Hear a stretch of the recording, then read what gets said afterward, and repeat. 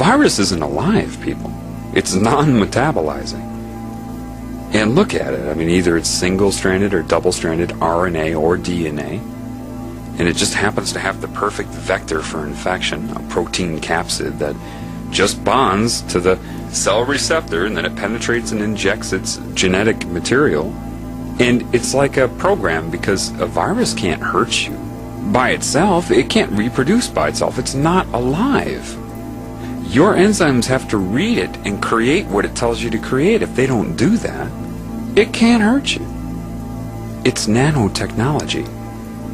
See, a microbiology student would be like, well, our professor says that viruses come from the rainforest often because it has a similar temperature to a human's body temperature. Yeah, okay. Come on, people, it's technology, alright? There's no reason for a virus to exist in nature. Think about it. What are the odds of that?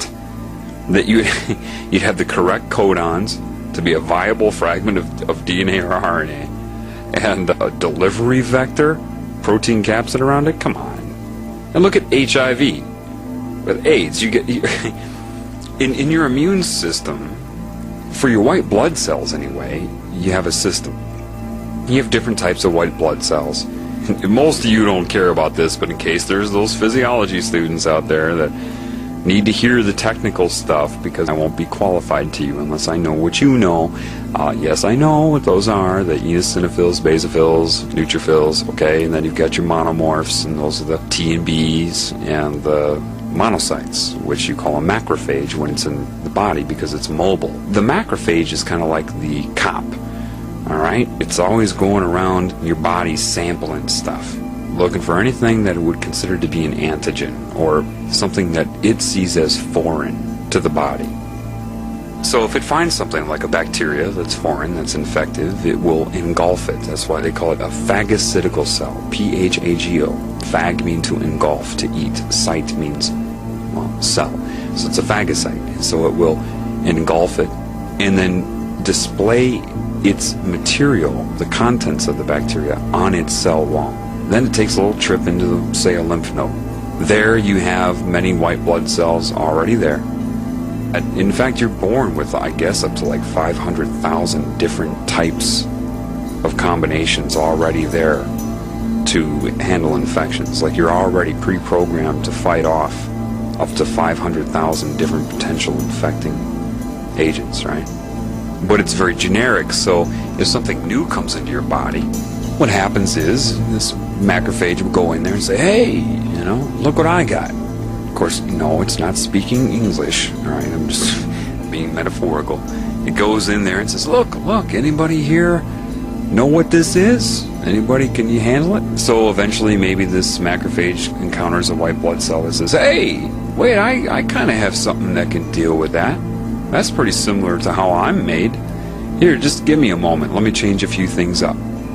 They call this genetic recombination. So it changes its genetic sequencing a little bit so that it can effectively go after the infection. Once it's done, and once it's changed itself to be correct, and so that it can handle it, it divides and puts clones of itself dormant.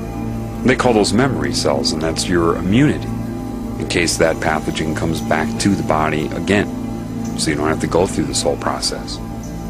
But when it's identified and says, okay, I'm the one to take care of it, then it will turn on a receptor on its cell wall, and all the other ones will turn their receptors off. And this is a receptor to a substance called interleukin-2. Inter means between, leukin means white blood cell.